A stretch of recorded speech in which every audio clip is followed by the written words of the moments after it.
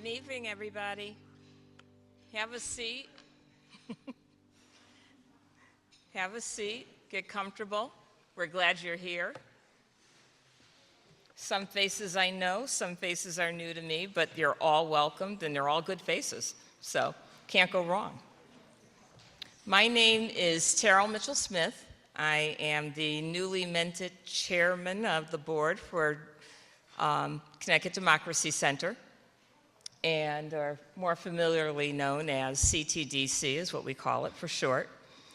And we've been around for a while, but not necessarily as the Connecticut Democracy Center. We started off as the Connecticut Public Affairs Network, or CPAN, and in 1999 we launched CTN, which is, if you don't know what that is the station that records and produces all the programming for the Connecticut State Legislature, whatever goes on in the Capitol, subcommittee meetings and all that wonderful stuff. And then we branched into another partnership with the state, and we took over the old State House, and we've done wonderful things on both ends. We have award-winning programs at the old State House. In particular, Kid Governor, and if you look in the corner over here, you'll see the newly elected Kid Governor. He is from Chase School here in Waterbury, and it's apropos that we're here tonight after knowing that he's been elected. So we would have had him come tonight, but he's a little young. He's probably in bed getting ready for school. So, and I'm old, and I would probably be in bed just because I'm old. So we're glad you're here, though, and we wanted to tell you a little bit about who we are and what we do.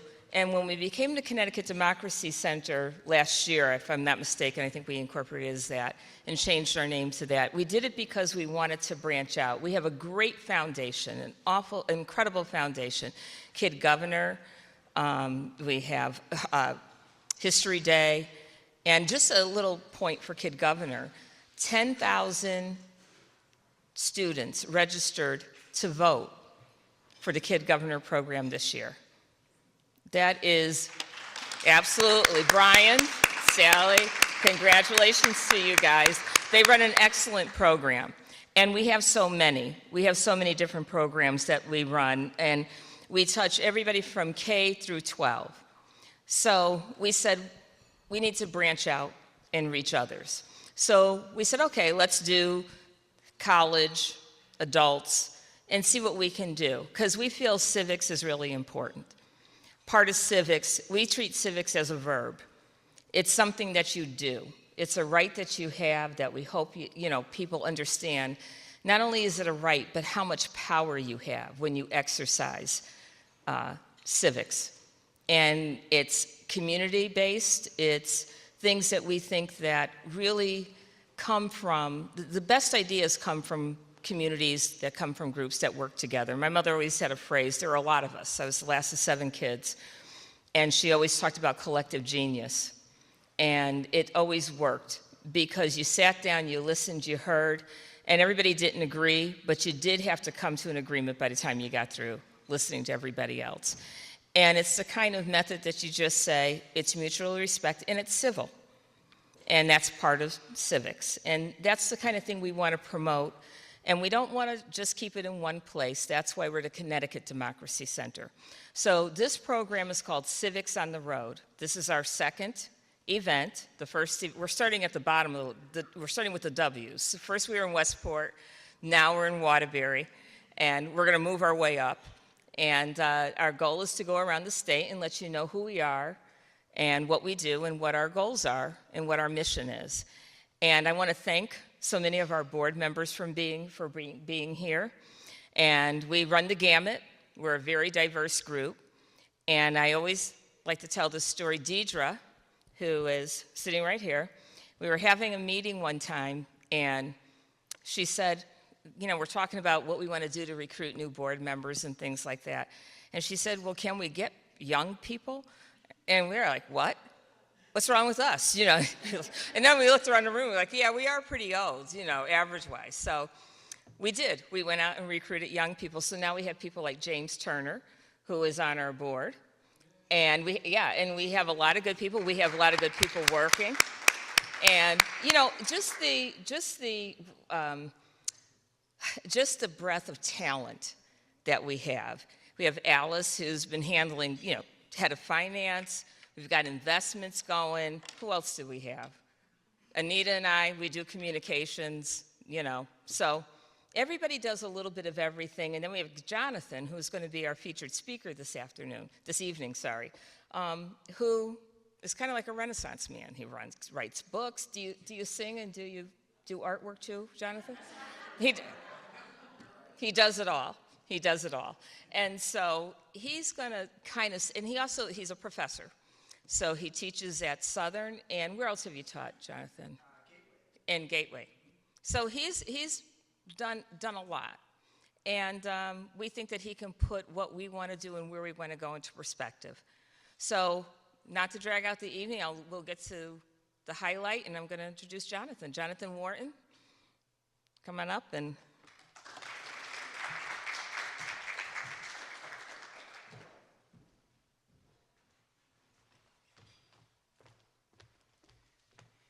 thank you, Madam Chairwoman.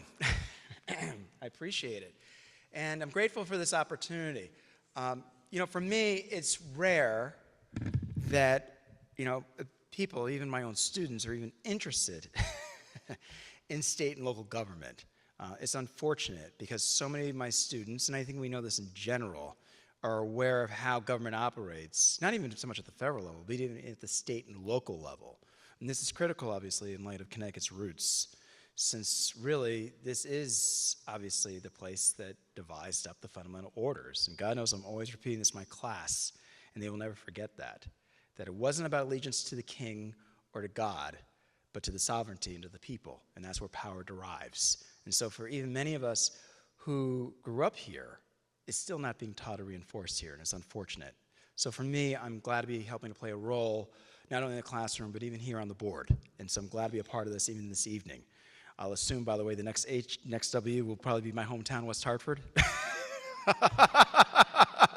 Why not? Well, I was about to say, we have a former mayor who's on the board. I'm sure Jonathan would appreciate that. Right? Why not? So what I'll do here is I'll give you a few slides. I'm not a PowerPoint king. God knows I don't like PowerPoints, but I wanted to at least give some examples of some things. Trust me, I'm not going to overkill you with it, because that's obviously a vocational hazard being in academia. But I do want to make sure that I get to questions, because that's going to be critical. And there are going to be mics floating around as well for your questions, because I'm more of a engage and get everybody in a discussion and debate kind of person, more than anything else. So I don't want to bore you like I do my freshmen, and it's already, you know, and today's actually the last day of class, so they were done with me.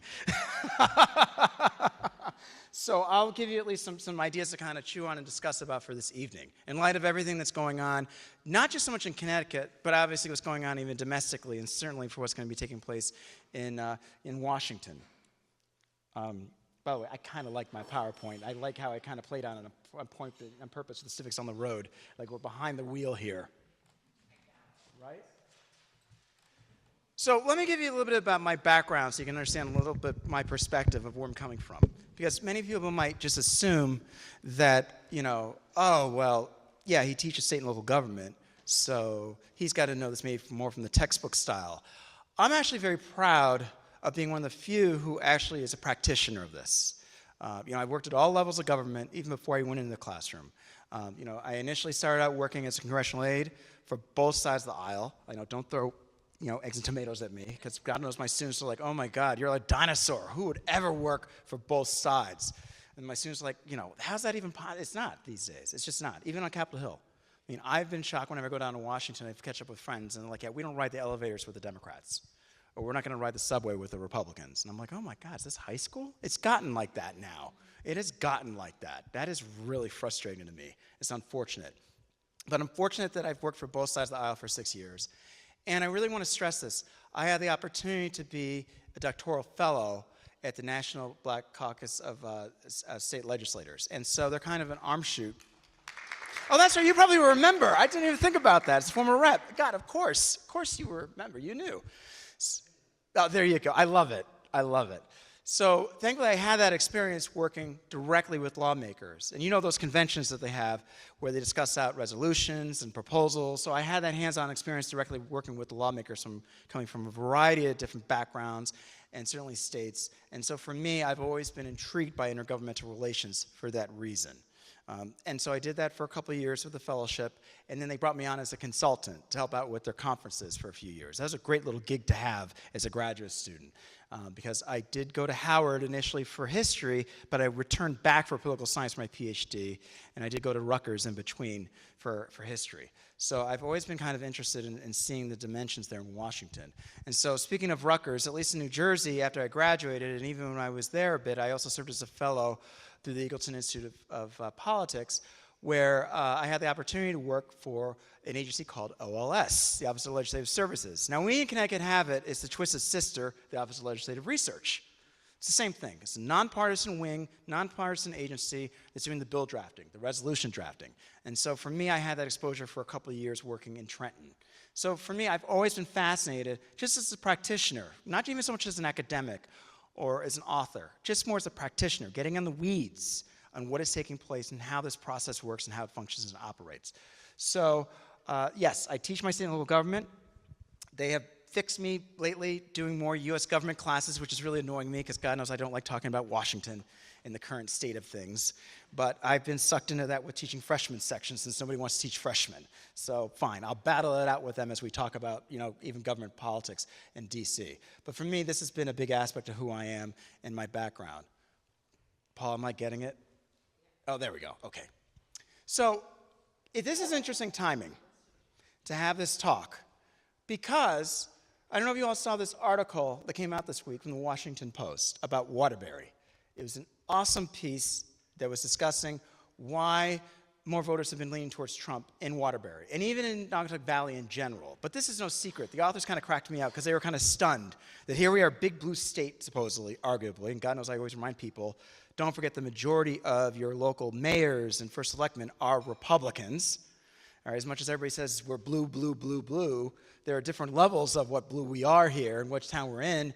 Naugatuck Valley, in some ways, is an anomaly, if you're familiar with this area, this region, because, yes, it's still the land of Reagan Democrats. And so this article kind of speaks towards this, and I would highly recommend you find that article. It's a good little read in light of the fact that we're here in Waterbury. And what the mayor, both the former and the current mayor, offer is that when it comes to national politics, many voters in Waterbury, like in Naugatuck Valley, are still overwhelmingly concerned about economic issues, especially because of the fact of unemployment being a concern here and just vocations. Obviously, this is Brass City. It was once a place and space where, obviously, a lot of brass was made, and yet the economy has obviously collapsed and has not come back in decades.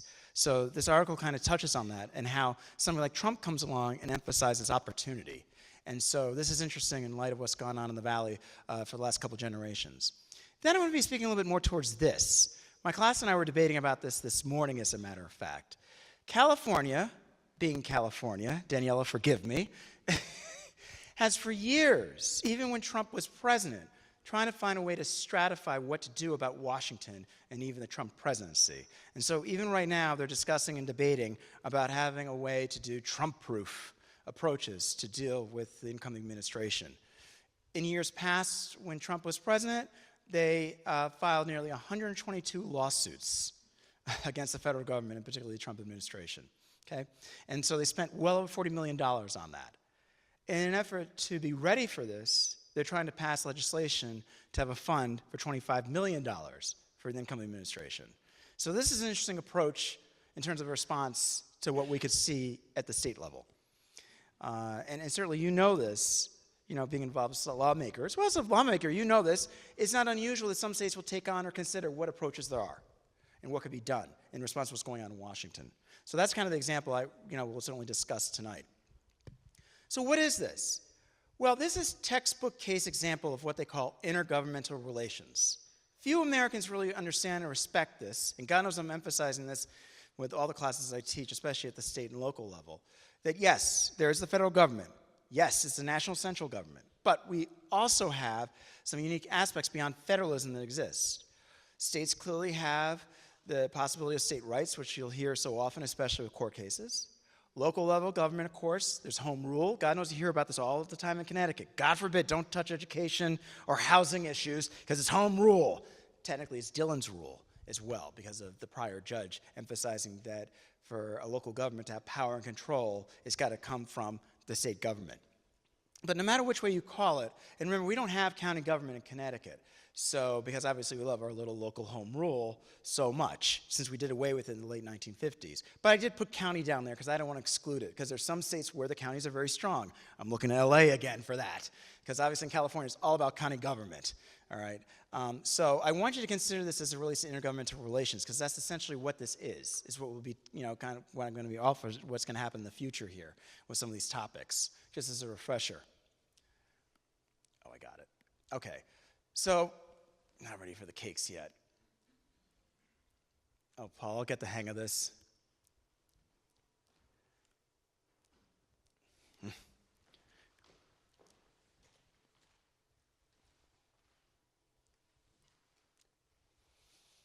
So, what are we going to consider here when it comes to Washington?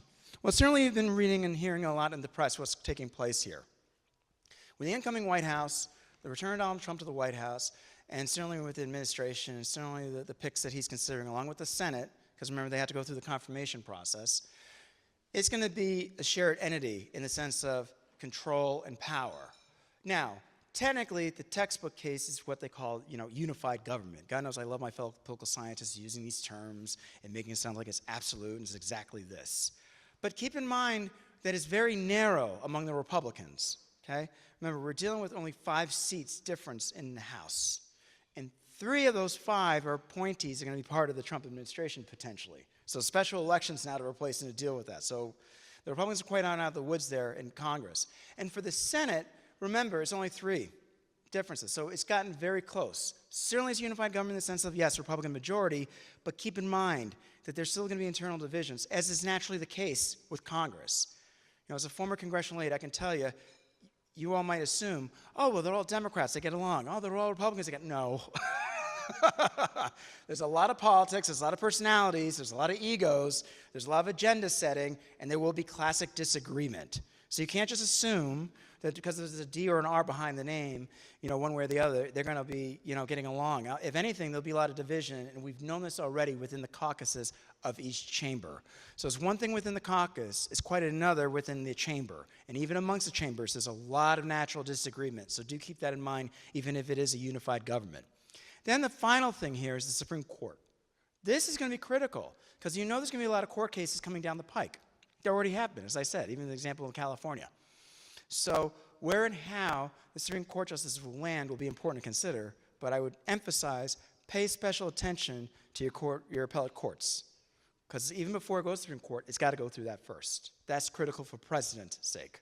So keep that perspective in following that at that level. Now, I kind of make light of this in class, and God knows my freshmen hate my little Betty Crocker jokes. But I will always say, what kind of cake are we? We like cakes. And God knows this past semester I'm disturbed with my freshmen because they admitted they like pies. Oh, I was furious. I am such a cake head. I'm like, how do you not like cakes? You like warm fruit? Come on. I was disgusted. Then some kid raised their hand and said, yeah, but I like cookies. I'm like, okay, we can be friends. So what a lot of political scientists will say is that, when you want to think about government and power, equate it to cakes. One argument when it comes to federalism is that it's dual federalism operated. That the national government, the federal government is at the top, the state government is down there, and you can add also local county government below that, okay? Most people will stress, especially since the 1980s, because of the Reagan Revolution, that no, if anything, it's supposed to be shared power or cooperative federalism, where, at least at the state and national level, there are moments where it's like a marble cake, especially when it comes to programs like Medicare, Medicaid, that kind of thing, where they might be contributing or giving more money both ways in terms of budgeting and also in terms of power. So that's another way to kind of recognize at least intergovernmental relations, is to think about the layer cake or the marble cake. I tend to see it more layer cake, but that's probably because I'm probably more of an institutionalist more than I want to admit. But that's another thing to consider at least.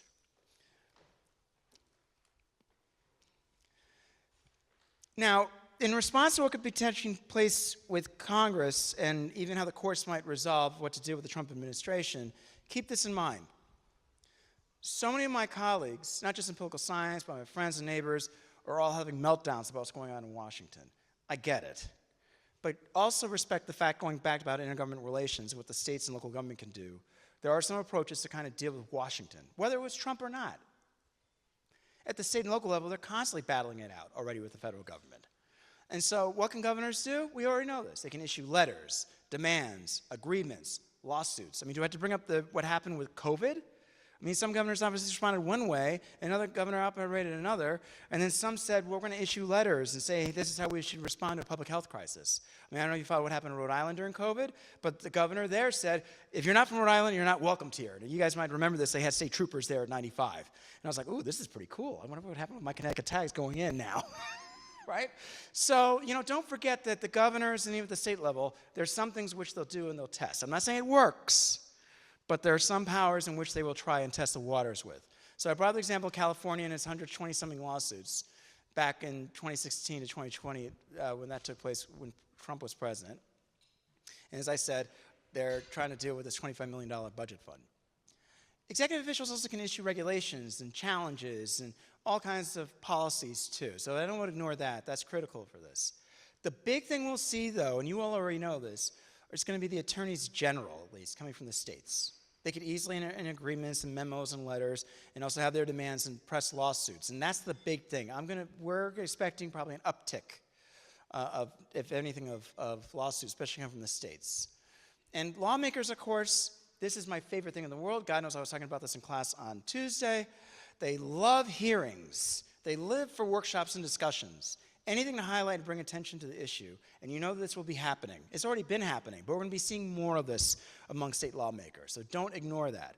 Now, part of it will be a lot of just show and tell, flash and all this, but it'll be interesting to follow because that's the way that they tend to go about this, is to have hearings and investigations and to consider what can we do about the federal government. So that's kind of atypical as to their strategies. One thing I'm always mindful of and I emphasize is this. We are unique in Connecticut. We're not only just part of the tri-state area, we're part of New England. Now, of course, we can battle this out tonight, because God knows my students will fight about it, saying, no, I'm a New Englander, I don't believe in New York. And God knows, I love the people from Fairfield County. What is New England? So we have to keep in mind we're right in the middle. And uniquely so, because remember, historically, we're used to being on all sides of the issue, even back at the convention. I mean, that's why we had the Great Compromise, right? Or the Connecticut Compromise. So we're unique in the sense that yes, we oftentimes have to work with the governors in the tri-state area, especially with New York. Obviously, what's going on is that they're going to have a mayoral race next year, so you know there's going to be a lot of attention on that in response to what's going on with immigration and what's going to be taking place with everything in Washington. So expect that. And then the one thing I want to put on people's radars is don't forget New Jersey, because they're having a governor's race as well. And God knows there's a lot of Democrats already announcing they're planning to run. Why does that matter in Connecticut? Because the candidates are going to be offering their suggestions and ideas of what to do about Washington, what to do about state control, what to do about lawsuits. So what I'm trying to say is expect a lot of this down the pike in terms of, they're going to be offering a lot of, talk and about these issues. And what about Connecticut? Could Lamont want to run for a third term? This is almost kind of the kiss of death for governors, right? Because typically it's 2, rarely 3, unless they die in office or unless obviously they go to jail. But we need to keep this in mind that when it comes to it, could this be a possibility for Ned Lamont, for him to run or not? And if it were, what kind of issues would be coming up as it related to Washington? In other words, are they going to politicize what's going on in Washington or not? Expect it. Expect it. And as far as the Senate and the House seats, we already know obviously there's a supermajority in the General Assembly. We're already aware of that. But expect obviously lawmakers to make known of this. And I don't want to ignore our nearby neighbors, Massachusetts and Rhode Island. It's easy to. God knows I want to avoid them, but you can't. Massachusetts is interesting because they have open primaries, unlike us, where we have closed primaries. And so expect a little bit of the politics coming out to kind of bring up interest of what's going on in Washington for people to run for office there. And Rhode Island is just Rhode Island, obviously. Yes, majority blue and Democrat, but obviously there's a lot of skirmishes and problems going on there at the state level among Democrats. They're certainly battling it out, and it's interesting to see whether they'll bring up some of these issues that's going on in Washington to the fray there in Rhode Island. So why do states matter? I use a book called States Matter. It's a great book for my class. I'm oftentimes emphasizing this. Matt and I were talking about this in a meeting about this book, and he knows the book. I absolutely love that book because it stresses that it's not all about Washington. All right, if anything, a lot of the legislation actually originates at the state capitol. Should I hide behind the podium? Because God knows my students will just bicker at me, you know, because they're like, no, no. I'm like, yes, yes. A lot of these laws that go on in Washington comes from our state capitals. Shocker. It does, especially from the big states. New York, Texas, California. They're kind of the original, you know, lawmakers that are putting out these proposals. And so expect that from your big states. And what I'll put along with that is that there's going to be a lot of research done and completed by a number of different officials, and certainly by a number of lawmakers and their aides. And so that's why I'm putting that down there. Party officials will do the same research, think tanks that are nearby. God knows you all know the lobbyists and media are oftentimes hounding on these things. And I don't want to ignore, obviously, fellow academics like myself and observers who will consider what are the regional laws and proposals, and how can we deal with Washington or not deal with Washington. So that's usually kind of the emphasis that will take place. And at the local level, which I'm constantly emphasizing, because in my heart of hearts, I'm more of a local government guy, because I always feel like, you know what? I can always knock on my, you know, state lawmaker's door, because God knows she lives across the street. I've never knocked on my door, but you know, it's that kind of thing. And when I was in New Jersey, my mayor lived a block away. My councilwoman lived right across the street from her. So the great thing at the local level in terms of engagement and involvement, especially when it comes to Washington issues, is it's right in your own backyard. And if you look at the surveys, it's fascinating, right? You guys already know this. Was it 80 to 85% of Americans do not like Congress, right? We know that. We hate Congress. We loathe Congress. Your Supreme Court lately has been getting higher numbers. I think they're getting close to 70%, which is weird because it used to be 40%, all right? And, but when it comes to state government, most people like the governor, and you all obviously know that Ned Lamont's one of the top 3 popular governors here in the country. He might even be number 2. I bet you he moved up. But when it comes to local officials, we like our local officials. It's amazing the numbers of people who like local officials because we know them. Even if we don't like them, we at least connect and can bond with them. So they usually come in at around 70 to 80% of approval ratings. But then look what goes on when it comes to mayoral and council races. You barely get 15 to 25% of turnout taking place at our local races. Well, what's going on next year? We have municipal races taking place. So you know some of these issues are going to come up, at least what's going on in Washington, even what's going on with the state budget at the local level, because it's going to have an impact at the local level. But we need to do something about turning that around, because it was never that low. In fact, it used to be far higher. It used to be 40, 50% in some of our bigger cities like New Haven and Hartford, but it's been halving since the early 2000s. So what could be done about that? Well, we could see this maybe in November, where we could see competitive local races to get more candidates to show up, to get more people to talk about the issues that's going on in their towns and cities in the state and local level. And so what's critical is making sure that you have viable party committees that exist and certainly candidates. And one thing I think is going to be very critical next year will be planning and zoning economic development issues. Of course, that's kind of the heart of my research. And it's no secret in Connecticut, this is a battle royale taking place when it comes to vocational housing, and certainly when it comes to housing equity issues and you know, issues surrounding affordable housing, especially near train stations. And of course, my big thing is regional considerations, how a lot of municipalities are going to work or not work together, and whether there could be a partnership possibility when it comes to revenue sharing or program sharing. Because I know there's been some talk about this between Hartford and East Hartford as an example. So in Connecticut, what do we have to think about in the future?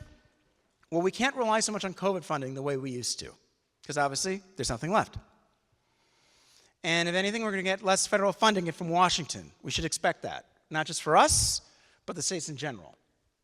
And of course, we know that the lingering issue has been the pension obligations, because it's almost $8 billion.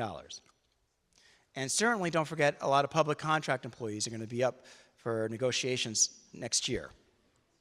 We know that we have over $4 billion in our budget reserve fund, what you all call a rainy day fund. I hate that term, but it's technically called a budget reserve. And we also know what's in place right now is a spending cap or fiscal guardrails for a state budget, and there's been a little leverage for negotiation on that. So expect a lot of debate and discussion for this in Connecticut. This is not going to go away. Why? We know the expenditures related to healthcare has gone through the roof. It's been a big concern. And still when it comes to social services costs for education, it's still an ongoing demand. I will not ignore, nor should you, about what it relates to economic growth in our cities and our towns for the state, but also transportation concerns, public transit, highways, that kind of thing. With getting less funding coming from the federal government, how are we going to deal with these demands for the incoming budget for 2025, which you know will be a big discussion. And beyond that, what do we do nationally, even at the state level, too? Because major political parties right now experience what we call political realignment, where there are ideological changes and shifts taking place nationally, and even a bit in Connecticut. And my big question is, where does this leave state and local officials and candidates because of what's going on nationally, especially when you think about the local races taking place next year? And my big thing is the federal pressures. Will it be political reform? How will states and localities fall in line or resist any of these changes coming from Washington? I mean, yes, the lawsuits are a tactic, but they will also find a way to kind of amend and address the bigger issue. And finally, this is the crux of it all. What about future generations? Your Gen Z, your alphas, they're coming of age within the next couple of years here, and even voters here. And so how are they going to come to understand politics and engagement and voting and party affiliation? You all know it's no secret. Generation Z is has the highest number of unaffiliated voters ever. They do not like political parties. Neither do I, quite frankly. But in Connecticut, where we have closed primaries, you need to join a side. Now, whether that's the crazy or the evil side, I suppose, you know, it's for one for you to engage. But we're finding younger people not to be engaged with a local party. What can you do about that? What about media literacy? How do you get younger people to follow what's taking place in the news? This is a big issue. Over and over again, we see in surveys, not just in Connecticut, but even nationally, that few young people are paying attention to the news. And if they do, it's mostly through social media. It's not directly through a credible news source. And that's critical to follow these issues. And then finally, my big thing I love is political socialization. What can we do to make sure that young people are involved, engaged in knowing what the news is, what the issues are, how government operates? That comes from home. Yes, it's great to get this in school. We'll not deny that. But it's critical to get this emphasized at home, among their friends, among their mentors, among their religious leaders, you name it. It's an entire unit for them to understand and to at least connect with government and politics. So that's going to be a big issue which we'll be paying attention to. So those are kind of my big questions that I'm kind of throwing out there. And would love to hear from you all on your questions and what's going to happen for next year. So thank you for the opportunity.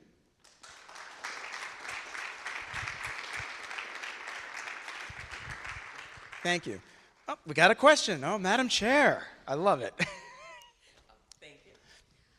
My question is, there was a lot of money thrown around in this last election. In fact, all of the elections. And I want to just understand how much influence,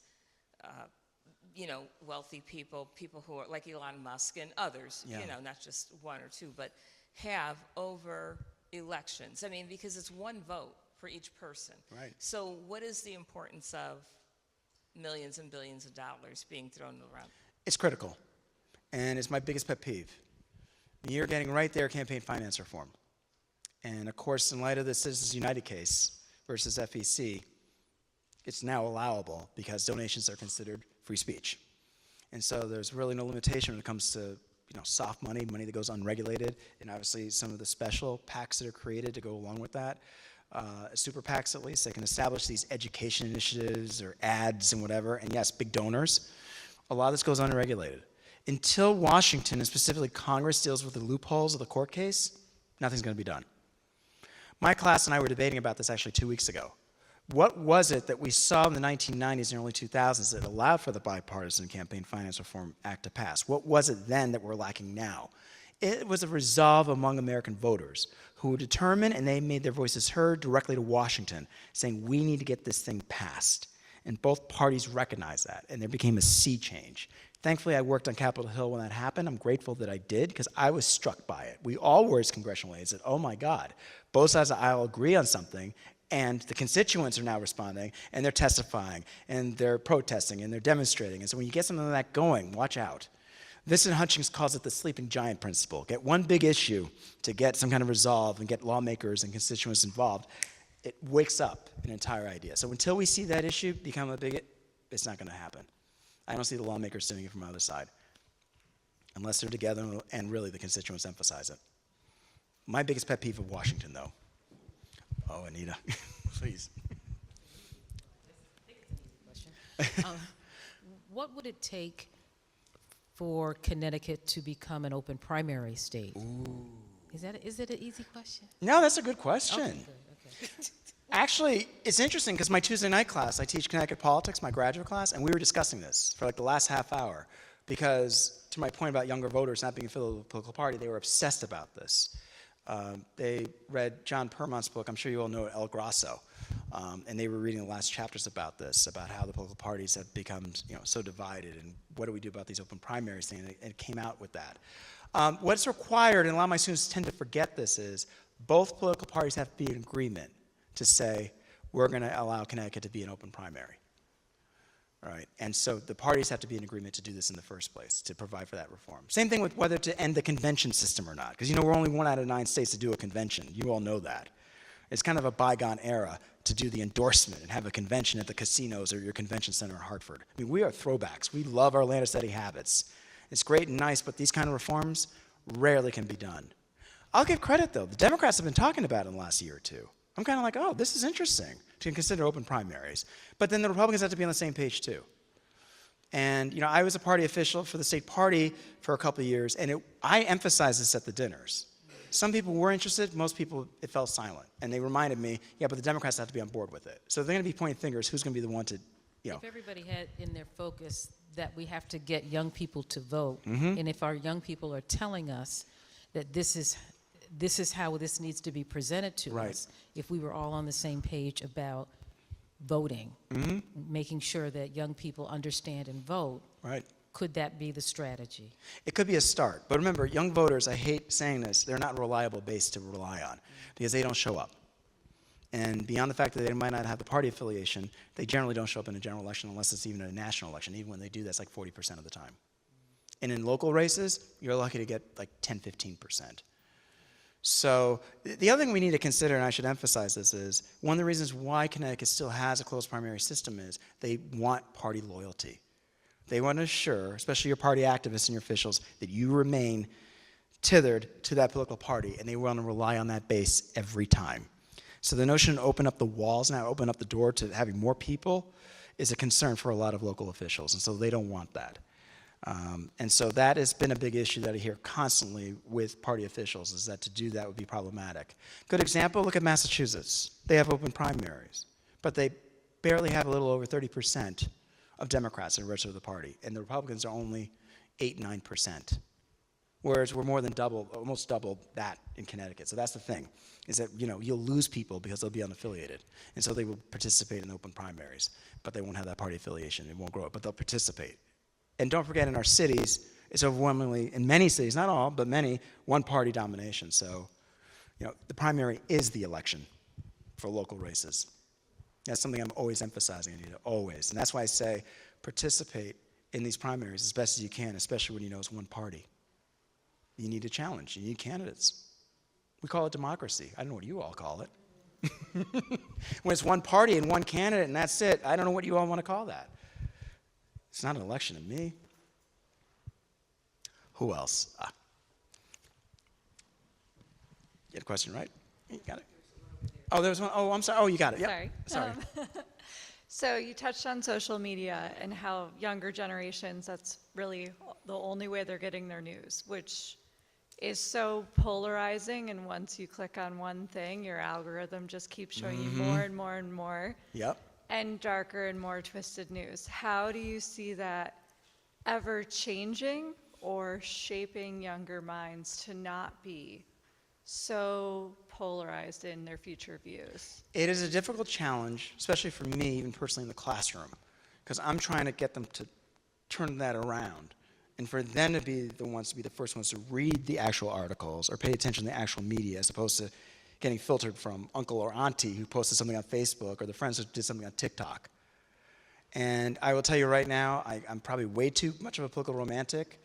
But I do see at least some resolve by a number of my students who recognize now at the end of the semester, because we spoke about that this week. They're like, you know one thing? Now I recognize the difference. Because I make sure we do current events quizzes every week. And they're following the headlines. And so now they admit and they acknowledge, wow, this is actually helpful, that I'm reading it myself now. I'll also give credit to Southern. We have something that's unique. The Wall Street Journal and the New York Times, the library subscribes for. There's no paywall access. If you have that email address, it's free access. Got to give credit to the university for something like that. That's awesome for what the librarians did, because that's a good start for media literacy, for them to even get in that habit of doing it. But I'll be frank with you, and this sounds really negative of me, it's almost a lost cause by the time they come to my class. If they didn't get this in high school or even in middle school, and I'm trying to relearn or trying to get them engaged, it's tough. It's tough. They don't want to listen to old man Wharton, you know, talking about the Sunday New York Times or what was in the Wall Street Journal on Friday. You know what I mean? And so that's a barrier that I have to deal with so often. But I'm trying to get them to get in the habit of that. That's what I mean by political socialization. Get them into that, you know, skill set of recognizing you have to do this habitually and being aware. Sorry, yep. Can you talk a little bit about the state constitutional issues, possible amendment of state constitutions as a buttress against some of the decisions coming out from the Supreme Court, and what what Congress is doing? Yeah, it'd be interesting because obviously the states have a lot of reserve powers, and you know it'll be a matter of how maybe not even so much the Supreme Court, but I'm also thinking the appellate courts, how they're going to rule so that it at least allows open, you know, the floodgates for the Supreme Court to decide something like that about what's considered constitutional even at the state level versus the federal government. It's, you know, right, and that's a good one, right? That's a good one to kind of to pick apart at least, right? And we're even seeing a bit of this as it relates right now to what's going on with transgender. I mean, obviously with issues surrounding that in terms of what the states can and can't do. I think a part of the problem that's not being discussed out there, though, is what the Court of Appeals will do in terms of making prior decisions and allowing for the door to be open for the Supreme Court to decide and make a decision so that they would get out of precedent or be in line. And you know the rule of the Supreme Court is that rule of 4. So as long as you get the support of 4 Supreme Court justices, it could be a likelihood. But before you do that, you have to do it with the gatekeepers at the appellate level. And that's why I'm kind of emphasizing. Right. If it gets that far, if it does. So it's a matter of testing the court case, testing the courts and seeing what could take place first. And if they make it that far, great, but we also know that sometimes Supreme Court justices don't want to go that far either, even beyond the appellates or even what the states have done. But I think there are going to be some challenges. I do, especially from the state side related to that. I think there will be. We're not out of the woods on this yet. And as much as we're thinking it'll be next year, we got a whole term to deal with this, and potentially even longer than that. So a lot of this is going to be new court cases. I'm willing to bet that, even as it's challenging the state constitutions. I'm just wondering which issue it'll be.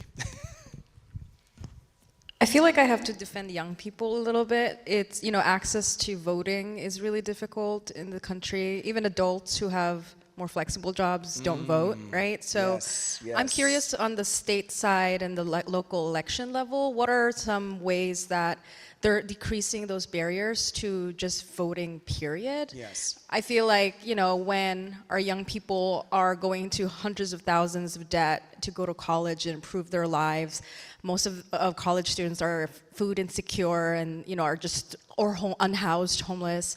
They're, you know, they're taking care of their elders and their siblings who have disabilities and still suffering from COVID, especially people of color and minorities. Sorry, I'm a sociologist, so I'm gonna attack that point. But Occupational hazard, I respect it. yeah, I mean, it's not fair to just say that young people don't vote. Like, they probably want to vote. They're just a little busy trying to, you know, they're in the struggle bus. So I was curious on the Connecticut side, on the election, you know, like, are there efforts being made to address this barrier to voting, on local elections too? It just happened recently because obviously now we have early voting. And so that's a good example of this, right? Because at least with early voting, we did see more engagement. We did see more involvement. And so that's a good start, where you're doing it days in advance and you don't have that you don't have that at least restriction of just one day.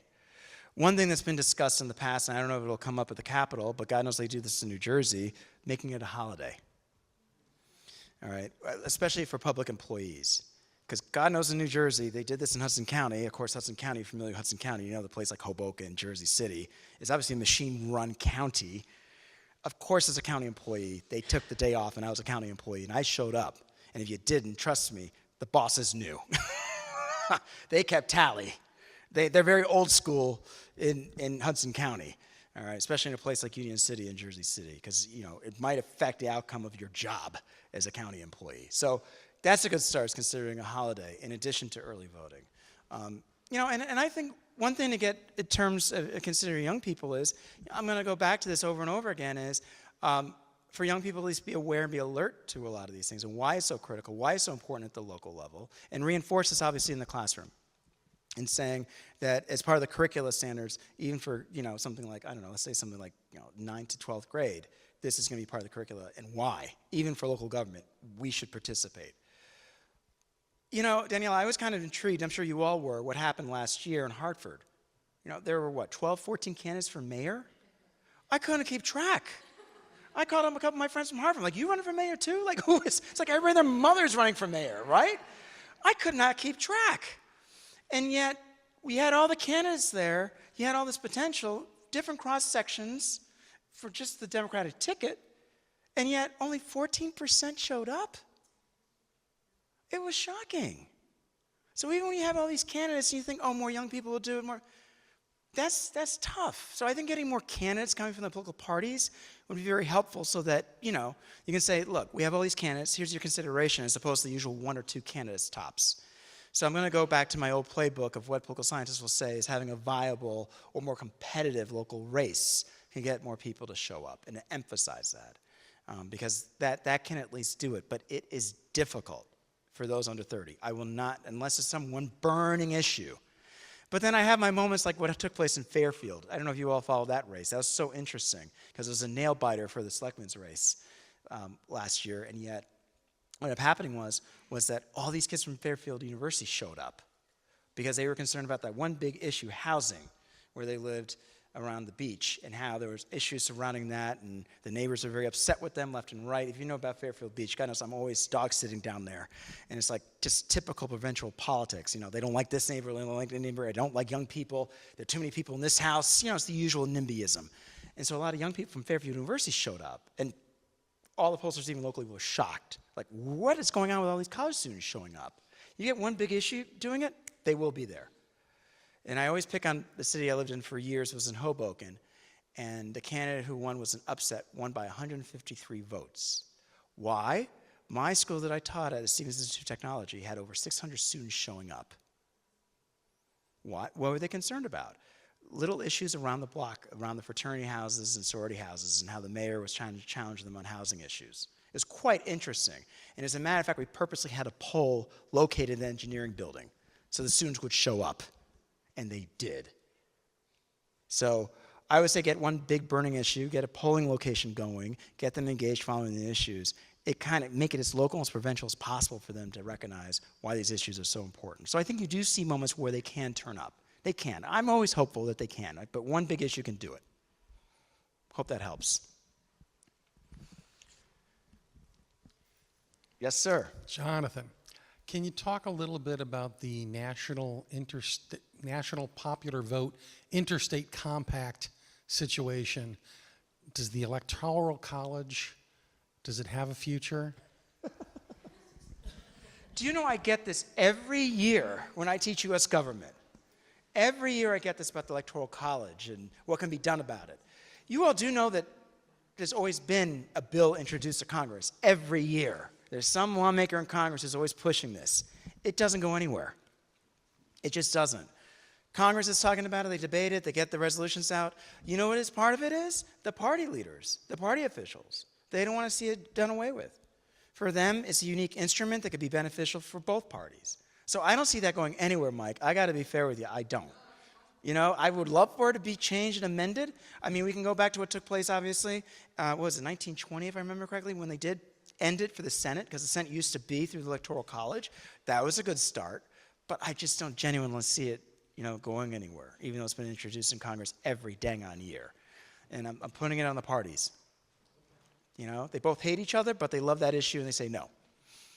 I mean, unless I'm back to my origins of grassroots politics where voters are up in arms and they're concerned, they're going to make it a big issue, and the lawmakers are going to follow, sure. But even among Americans, it's not the most critical issue. You had your question. Oh, yeah. My question is about the new Department of Governmental Efficiency. It's definitely not a department, it's an advisory panel. Well, whatever Yeah. it is, the pretend Department of Right, Government right. Efficiency. How do you think, they're saying that they're going to get $2 trillion out of the government. Obviously, that's going to impact things that go to the states. Yes. And how do you think that's going to affect things like the financial guardrails in Connecticut and other state programs that we have here in Connecticut that might get somewhat defunded? It's a good point. A big aspect of this goes back to pork barrel spending coming from Congress with these special projects. So will it be one of these things where that particular agency or in the White House will clamp down on pork barrel projects, saying, well, we're not going to allow for this, saying that we're going to limit the funding for special projects like transportation, bridges, that kind of thing. I think a lot of lawmakers are going to be upset with that. I don't think they're going to be on board with it because for them, that's important back to the district. It gets them reelected. So anytime they try to do that, there's a great deal of resistance, and I don't see Congress getting 100% behind that with pork barrel projects. Are there going to be cutbacks related to entitlements? Yes. I think there's going to be some proposals going to be suggested to deal with expenditures and issues surrounding Medicare, Medicaid, Social Security. You're already hearing this already. But again, there's going to be probably a good resistance because one thing people in Washington already know, retired people are going to be up in arms about that. I'm always emphasizing in class, AARP's got one of the largest buildings in Washington, D.C., and they have their own zip code. And you want to talk about going up against people who got time on their hands and money and resources, don't go against retired folk. So there could be a natural resistance to this because older people vote. And so there could be a response against the entitlement reforms too. But I'll tell you the biggest sacred cow to follow, military expenditures. If they cut back on that within the budget, that would be fascinating because remember, we spent a lot of money on military, a lot of money. So could there be a possible cutback on that? More than likely. Because remember what Trump has been arguing over and over again. He doesn't want to see the U.S. involved in wars. And so instead, it's going to be more about, less of that than anything else. So I think between the big three sacred cows, I'd probably say that might be a good bet. Good question, though. Oh, yes, sir. Go ahead, good doctor. Yeah, hey, thank you so much, Jonathan. Appreciate it. I know we're wrapping up the Q&A portion. One of the questions I had was about echo chambers. And I want to know your thoughts a little bit. A lot of my friends and I, we talk about where we get our news and where we don't get our news and where we don't go. And it's very easy to say, especially after the election, we need to break down the echo chambers and get the word out, whether it's on one side or the other, to make sure that our message is being heard by people. But a lot of times I talk to folks and they say, well, I don't want to leave my echo chamber. I want to get my news from where I get my news. Yep. And I know that was a big debate when Kamala was thinking about going on the Joe Rogan podcast, and that was an example of breaking down echo chamber and, trying to reach people where they are. So, talking about people and where they get their news, whether it's, Fox News, Newsmax, MSNBC, CNN, or, non-traditional media, whatever, what are actual solutions to breaking down those echo chambers beyond just saying things like we need to meet people where they are? That sounds more and more like a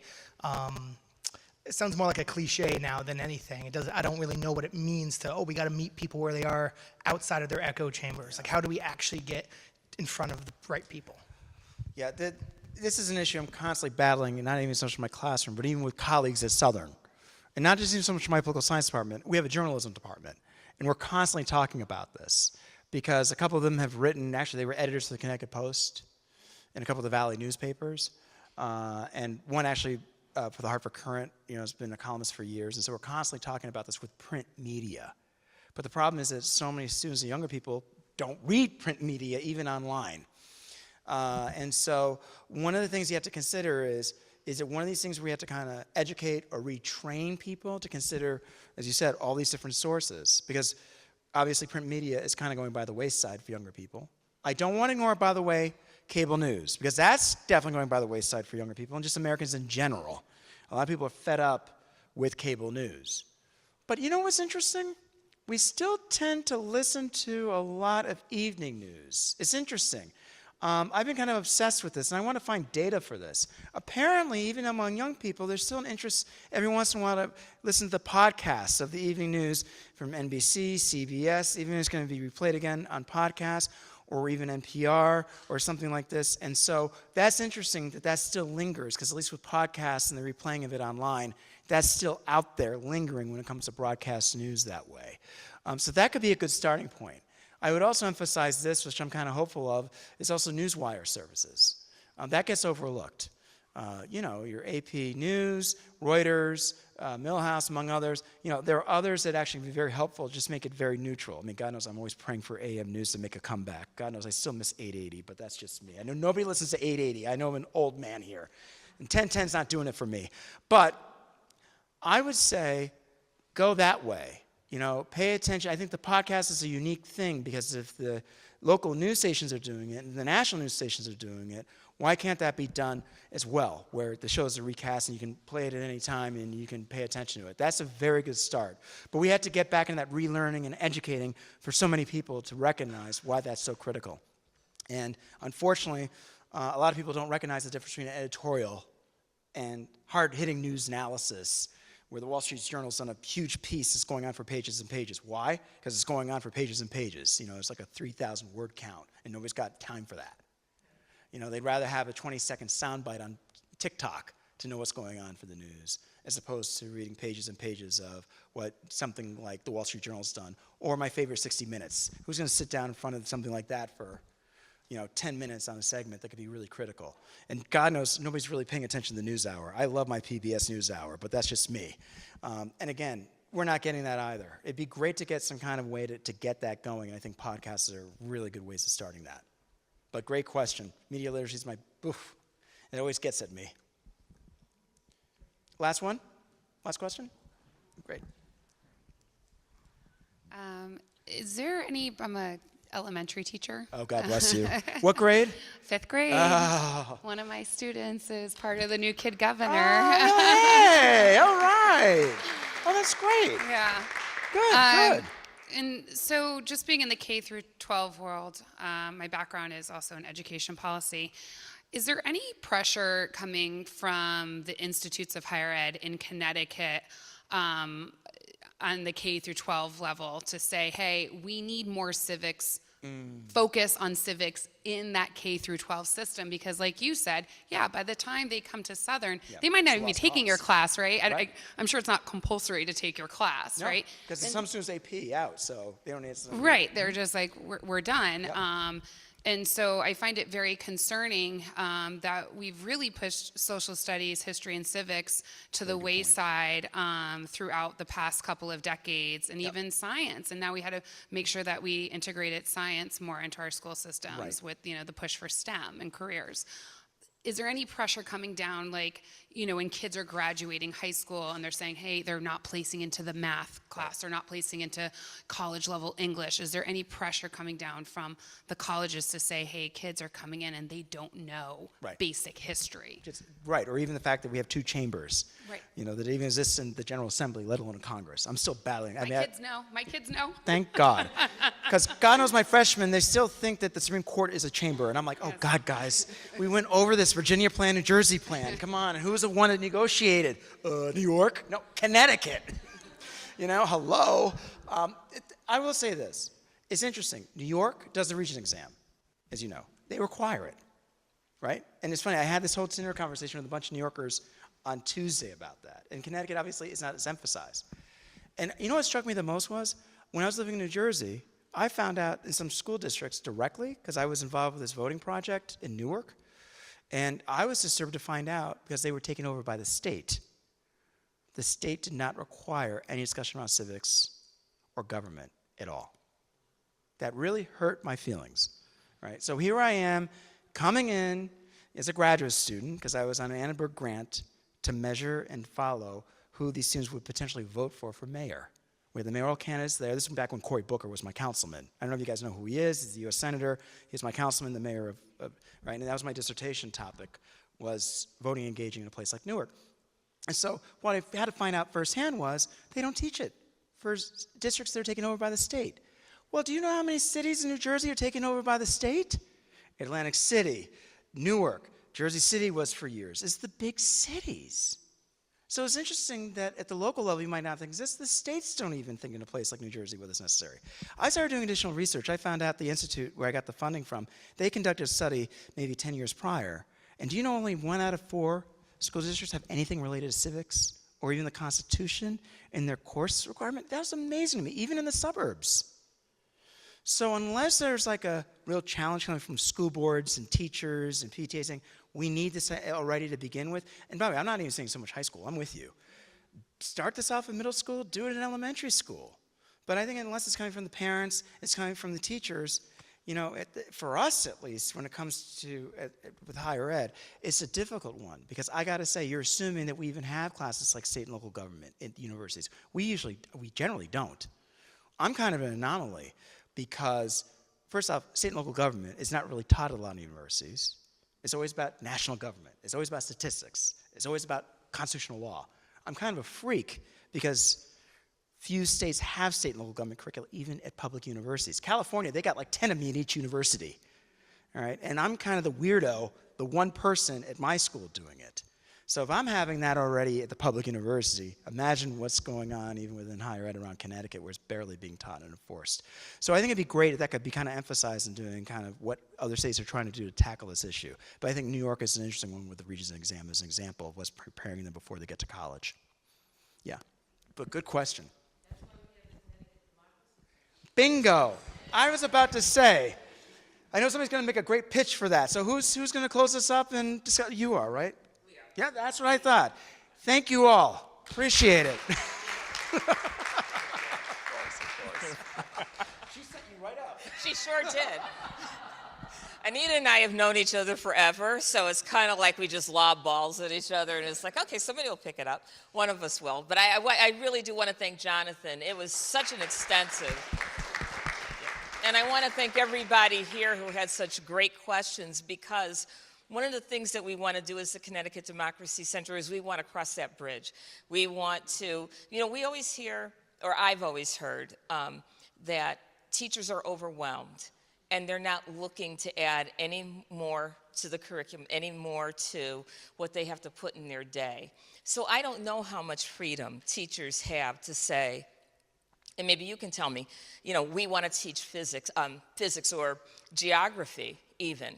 I was talking to a couple of young kids and they didn't even know where the Middle East was, you know, and so they take certain things out of schools, but how much freedom do you have as a teacher to decide what kind of curriculum you want to teach? Yes. You want me to answer? Okay. Yeah, please.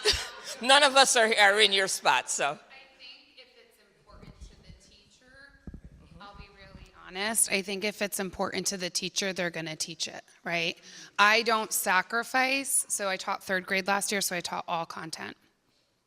You'd get social studies maybe twice a day or twice a week for about 20 minutes, okay? And then science was social studies was once a week for 20 minutes. Science was twice for 20 minutes. That has now changed. I now am the primary 5th grade science teacher, and it is now considered a core subject. So, but then you have humanities, which is now English, writing, and social studies combined for about 30 minutes a day. Social studies, history, civics is extraordinarily important to me. And I never sacrifice that time for another subject, whether it was math or reading, whether SBAC testing was, you know, coming at me and I knew my kids needed to pass. So I will say that if it's important to the teacher, they will teach the content. I will say that curriculum for social studies is not unified across the state. I think we need to start there. We need solid curriculum. When I went to school, I had a social studies book, okay? I had a hardcover social studies book, and it had, it was your curriculum, Pearson, Mifflin, whatever it was. We don't have that anymore. I bought an old textbook for 3rd grade, made copies of it, and gave it out to my kids. so that they could learn proper social studies curriculum. I'm a cusp generation, I'm Gen Z millennial, so, or not Gen Z, millennial Gen X. So I have that Gen Xer, but also the millennial in me, and I see both sides of, what we do as far as how we've taught our children. And so I think we need to start with strong curriculum and have some kind of formatting across the state of Connecticut. It can't be every district for themselves, because we're going to see that inequity and disparity amongst our very affluent districts and the have and have-nots. I've taught in Willimantic, I teach in Hamden, and I grew up in Clinton. So I've seen this, and I earned my teaching credential in Los Angeles and my master's in Seattle. So I've seen a lot of how education works. But I say we have to start with solid curriculum that all districts can access and teach. And that will take a lot of pressure off of the teachers and the districts to come up with curriculum. You have to be sitting at the right table, because your two table mates actually do work with a group of professionals who want to actually come up with civics, and they certainly have done civics curriculum for different school districts. But to your point, it's for different school districts and not everybody across the board. So we've already got a head start on that. So hopefully we can work that together. Thank you guys so much. Thank everybody so much. I want to thank the caterers. Awesome display, awesome food choices. Thank you very much for that. Paul, his team with audiovisual, thank you very much for all of that. My fellow board members, and of course the staff to the Connecticut Democracy Center, thank you all for coming. And just want to let you know, we're going to be doing more civics on the road, but we have a website. Please ask any kind of questions you want. If there's something that you didn't get a chance to ask tonight, go to our website. Ask a question. We'll get back to you. Somebody will answer you. But we need everybody. If you think civics is important, then we hope you will support the Connecticut Democracy Center, because we think it's critical. As Jonathan had pointed out, 14, 10, 15% of people voting is not good for an entire country. That means only a minority is setting the pace and deciding what should happen for everybody. So please, thank you. And if you have any questions, let us know. Good night, everybody. Be safe. Get home safe.